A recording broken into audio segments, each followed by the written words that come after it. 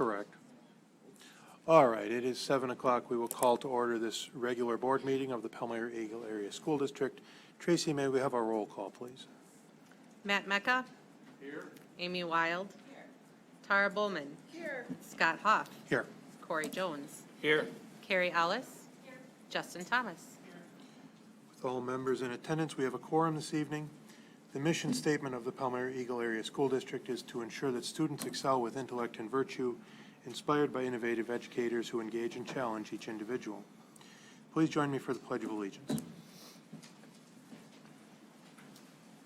I pledge allegiance to the flag of the United States of America and to the republic for which it stands, one nation, under God, indivisible, with liberty and justice for all. Thank you. The agenda as presented. Anyone wishing to make any changes, additions, subtractions to the agenda? Hearing none, all those in favor of the agenda as presented, please say aye. Aye. Public comment. In order of who handed, we've got Mrs. Stroll. Amy, would you give her the microphone? Thanks.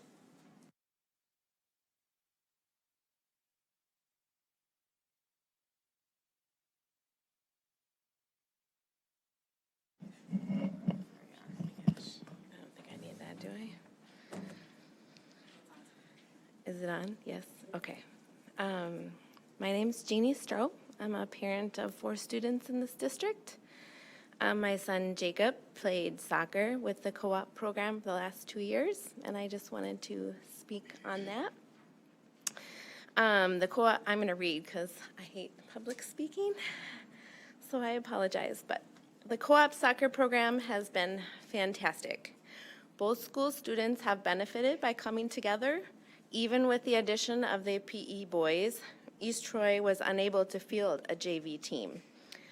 Getting playtime on a varsity team can be tough, but the coach, Aaron Judd, made no assumptions and came with no bias. Players who showed effort and the skills needed to perform played. Our PE students displayed excellent Panther pride by scoring and assisting with several goals this past season. Some people were hesitant 2 years ago when this program began, but I believe the boys have demonstrated that they can represent PEASD and Panther pride even if their uniforms do not say Panthers. Some were hesitant that this co-op would take away possible athletes from other fall sports. This has not been the case. With the dual sport allowance offered at PEASD, we even had one student letter in both the co-op soccer and PE cross country. With the pending referendum and the talk of being fiscally responsible with continued dwindling enrollment, co-oping opportunities offer us a way to continue to offer students activities they seek and to entice students to stay at PEHS and yet keep our costs lower. As a parent, I was pleased at the reception we got from the East Troy fans. You could regularly hear cheers for all of our students at every game. East Troy made a special banner to hang over the home bench that stated both of our schools' names, as well as the logos on their spirit wear. I felt this was an additional thoughtful gesture and a nice way to connect both fans, players, schools, and parents. The East Troy athletic staff were open to having some home games here at PEHS, and we are hoping to take advantage of that in the coming season. Jacob was unable to attend this evening. He is currently at a soccer open gym, so he asked me to make his statement for him. He says, "It has been a great opportunity. Kids from different schools worked together toward a common goal. All the boys were accepting and welcoming both on and off the field. We had lots of team activities outside of practice that were great for team building camaraderie. Our team had the smallest number of players in the conference, yet we competed with the best and ended up taking second overall in conference, only losing to McFarland, who was second at state for Division III, so they competed quite well. We did not have enough to field a JV team, so our PE underclassmen were key factors in the success and performance of the varsity team. He says, I began the co-op as the only PE representative the first year, but interest has grown, and this past season we had 4 PE students participate. The co-op team is a young one all around, with East Troy only fielding mostly underclassmen themselves this past season. This shows tremendous strength, endurance, and persistence from the players from both schools having to compete against seniors, sometimes twice our size. Okay, this co-op experience has offered PE students not only a chance to succeed on the field, but also to demonstrate their PE classmates, staff, and community members that you can do great things when you are open to new possibilities. The boys are looking forward to another great season next year with a continued co-op experience and are aiming for first in conference. Thank you.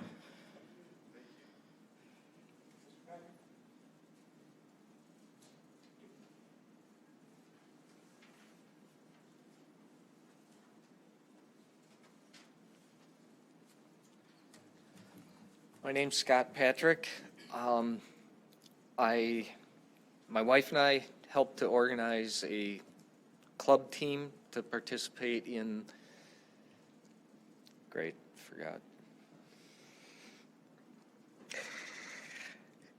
in the same league with Whitewater. We are registered through Whitewater's program.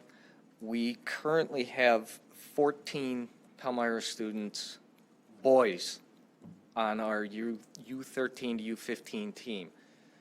These are all students who will be at the high school age level to join the co-op in the next couple years. I can't speak volumes about the high school team. I did attend a couple games and it was terrific to watch. And I just hope that we can continue like this. Probably Palmyra fielding their own team isn't going to happen. We're not really a big enough school.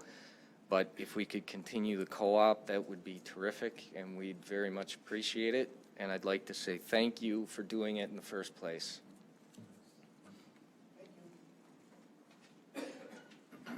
Anyone else wish to speak this evening?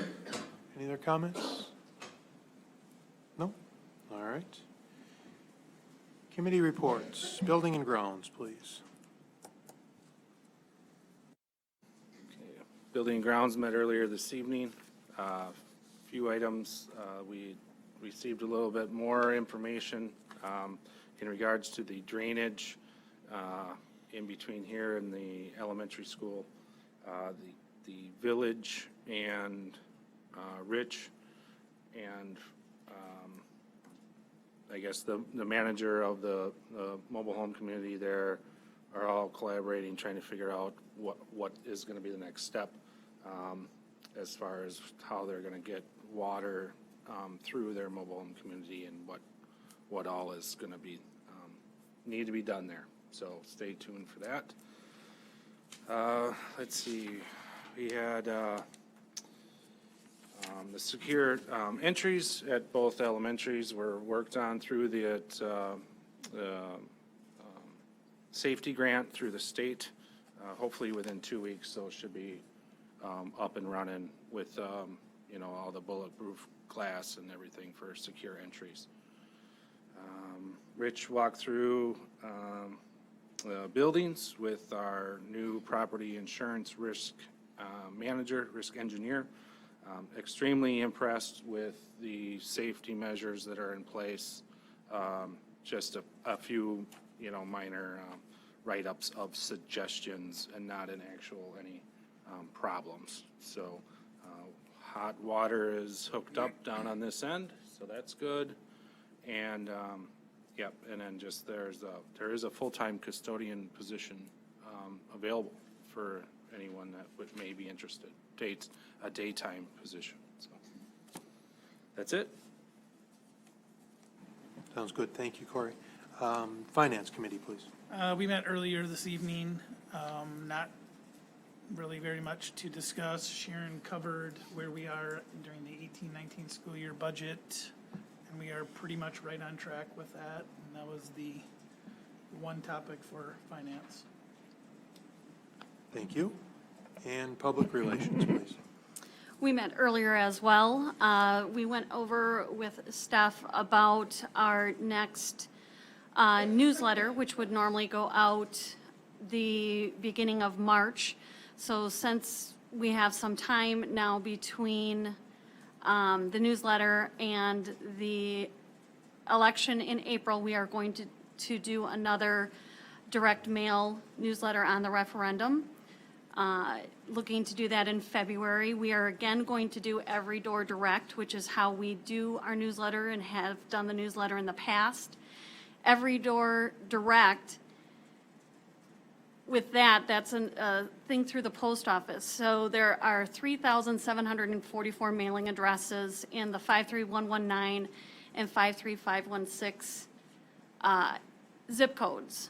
So what we do is we print those flyers and they are given to the post office. The post office is then required to place one in every mail receptacle in those zip codes. So that is how we sent out our last newsletter. So for some who have said that they did not receive them, if that is the case, because they are not specifically addressed to addresses, if that is the case, that is something then that would need to be brought up with the post office because they were delivered and should have been delivered to every household. Besides those 3,700 addresses, there are an additional 437 addresses that we do specifically send information to because they are outside of those two zip codes. So there was almost a total of 4,200 newsletters that were sent out. So we will be doing that again, looking at beginning of February to get another newsletter out specifically about the referendum this time, and then we will have our normal newsletter go out in March. So that is about the newsletter. Athletic records are still being worked on and updated. And for the Honor the Educator program, which is right outside the doors here on the wall, and I encourage everybody to take a look at them as they leave. That is now a 2-year-old program that Stephanie started. There have been 48 nominees so far, 36 at the plaque level, which you'll see outside. It has the teacher's name and the family who nominated that teacher. There were 6 new inductees this year alone. And our tech ed department does all of the engraving and has created that display out there for us. It's a beautiful display. So that is it for PR. Thank you very much. Administrators' reports this evening. Sharon, anything pressing? Okay. If I may, Yes, please. I'd like to take the opportunity to introduce to the board Beth Jones. Beth is here present this evening. Hi, Beth. Beth is going to be with us and is the Director of Special Education Pupil and Learning Services. Sounds good. Welcome. Thank you. You're welcome. All right, consent agenda. Consent agenda is handled as a single motion and vote. Do I hear a motion to approve the consent agenda this evening? Move to approve the consent agenda. Questions about any of the items? All those in favor of the consent agenda as presented, please say aye. Aye. Any opposed? The consent agenda is approved. Action item A, consider approval of the second reading of revised policy PO 5460, graduation requirements. Motion to approve second reading of revised policy PO 5460, graduation requirements. Questions or comments about this item? It is the second reading. First reading was last Yep. month, and the Curriculum Policy Committee has reviewed it and approved it as written. Sounds good. All right. Any other questions? Then all those in favor of approval of the second reading of revised policy PO 5460, graduation requirements, please say aye. Aye. Any opposed? That motion carries. Action item B, consider approval of district space and program availability for 2019-2020 open enrollment applicants. Motion to approve district space and program availability for 2019-2020 open enrollment applicants. Second. Steve, any comments on this one? Annually, as required by state law and administrative code, the board needs to take action on whether it will be capping, if you will, or limiting open enrollment applications in either in regular education or in special education. The action of the board on this particular item does need to be reflected in the minutes of the board proceedings for this evening. It is our recommendation, as we have in the past, that there be no cap or no limit on either regular education or special education seats in the district. Comments or questions from any board members? All those in favor of the approval of district space and program availability for 2019-2020 open enrollment applicants, please say aye. Aye. Any opposed? That motion carries. Action item C, consider approval of annual notice of educational options as presented. Move to approve the annual notice of educational options as presented. Questions on this or comments, Steve? January is a popular month for the board to take mandatory action. This is another one that was established in such a way that annually by January 31st of each year, we need to publish this information. We typically post it on the district website. So pending your approval, and this does have updated information, including the most recent school accountability reports, as well as the links to various alternative programs that are available. We will post this to the website as early as tomorrow, pending your approval tonight. Okay, thank you. Any questions from board members? Hearing none, all those in favor of approving the annual notice of educational options as presented, please say aye. Aye. Any opposed? That motion carries. Action item D, consideration of continuation of the co-op boys soccer program. Motion to approve consideration of continuation of co-op boys soccer program. Questions, comments, concerns about this one from anyone? Thank you to those who came to tell us about it. That's good. As you heard this evening, obviously the program has met with success. It's our understanding that East Troy will be submitting the necessary paperwork to the WIAA to continue the co-op arrangement for the next 2 years. Typically, it's renewed on a 2-year basis. I think that Mr. Tortomasi this year and Mr. Pickett the year prior would also indicate the success of the program, that it's an opportunity for our students to participate in an athletic endeavor that otherwise they would not have had the opportunity to do so. We simply wanted to have your support documented in board minutes in the event WIAA needed any additional information for us. Okay. Comments or questions from anyone else? No? All those in favor of the continuation of the co-op boys soccer program, please say aye. Aye. Any opposed?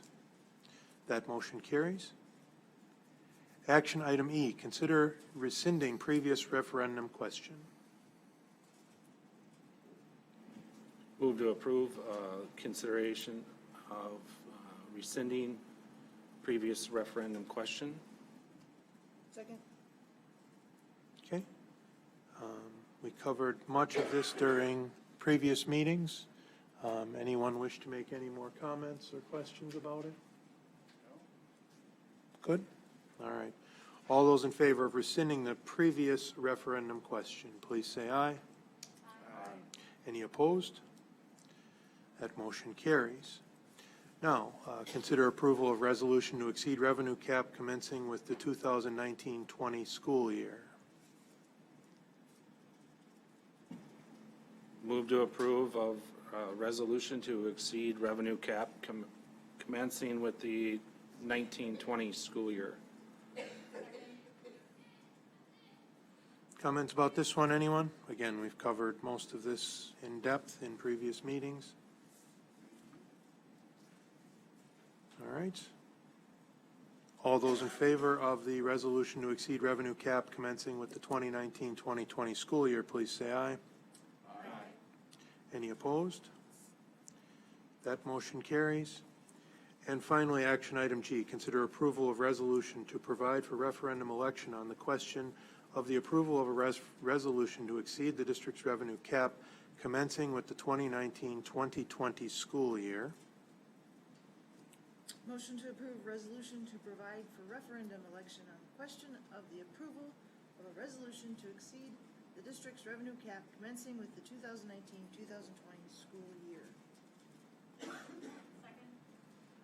All right, so let's get this on record, just so we're all clear, and it'll be covered up, I guess, with action item F and G. As stated, resolution to exceed revenue cap commencing with the 2019-2020 school year.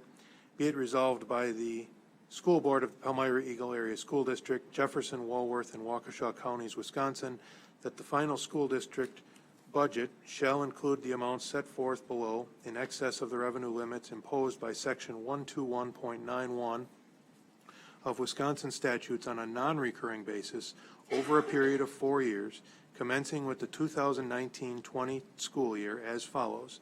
$1.75 million in the 2019-2020 school year, $2.5 million in the 2020-2021 school year, $3.25 million in the 2021-22 school year, and $4 million in the 2022-23 school year for the purpose of paying district operation and maintenance expenses.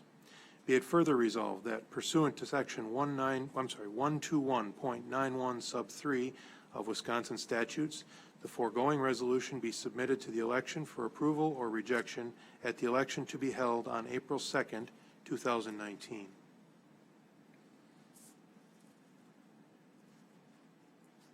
Comments or concerns? All those in favor of approving the resolution? Good? Okay. All those in favor of approving the resolution to provide for referendum election on the question of the approval of a resolution to exceed the district's revenue cap commencing with the 2019-2020 school year, please say aye. Aye. Any opposed? That motion carries. Steve, District Administrator's report, please. Thank you. Appreciate it. We've talked about this a couple of times this evening, but just to reiterate, I wanted to give special note of thanks and appreciation to the recent educators who were honored for the Honor Educator program. Stephanie has overseen that program and done an exceptional job in doing so.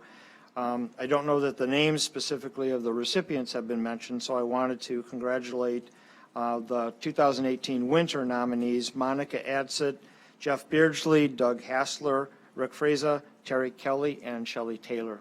Also want to commend Mike Hoff and the middle and high school tech ed students for their work engraving and etching the plates and also creating the tracks or the holders for those. As you leave this evening, you can see the wall, which is right outside this room and adjacent to the middle school gymnasium.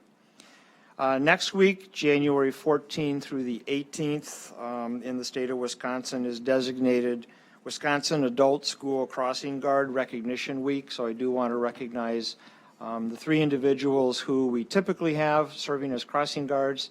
I will also indicate to you, however, that we typically also have maintenance and custodial staff members that substitute on an as-needed basis. And as you know, this is like the Postal Service. It's through any kind of weather. Getting students safely on their way to and from school is an incredible responsibility, and we're very appreciative of those people for the work that they do. Also wanted to indicate that you accepted this evening the recognition of Mr. Steve Valentine. Steve's been an employee of the district since May of 2012, and I want to commend Steve for the outstanding job that he's done on behalf of the district during the time that he's been with us. Delegate Assembly for the Wisconsin Association of School Boards scheduled for Wednesday, January the 23rd in Milwaukee. Mr. Hoff is your delegate. I've reviewed the resolutions. It would be my indication to you to let Scott know that you should vote to approve each and every one of those There's really nothing earth-shattering there or of much substance.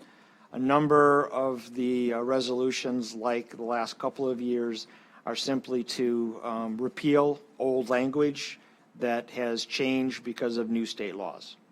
I would expect the convention to be very short again this year. I recall years where it was 3 to 4 or 5 hours in duration. So I think last year was maybe 45 minutes at best. Election reminder, also in addition to the referenda, April 2nd, we will have 2 individuals, both incumbents, Carrie Allis and Corey Jones, have indicated an interest in running again for a 3-year term on the Palmyra-Eagle Area School District Board of Education, and we certainly thank you for your willingness and desire to do so. I think at this point, that's all I have for the board this evening. Thanks, Steve. Any announcements or comments from board members this evening? Hearing none. Upcoming meetings will be posted appropriately. Curriculum policy, 5 p.m. Thursday, February 7th. Building and Grounds, 6 p.m. Tuesday, February 12th, followed by Finance at 6:20, Public Relations at 6:40, and the next regular board meeting, 7 p.m. on Tuesday, February 12th. The board will now consider a motion to adjourn to closed session. The board will consider a motion to move to closed session pursuant to Wisconsin Statute, Section 19.851C, to wit, considering employment, promotion, compensation, or performance evaluation data of any public employee over which the governmental body has jurisdiction or exercises responsibility, to wit, review of revisions and possible action on non-renewal or renewal of individual administrator contracts. Tracy, can we have a roll call, please? Justin Thomas? Yes. Carrie Ellis? Yes. Corey Jones? Yes. Scott Hoff? Yes. Tara Bowman? Yes. Amy Wild? Matt Mecca? All right, how about 35? Good? All right, thanks, everybody.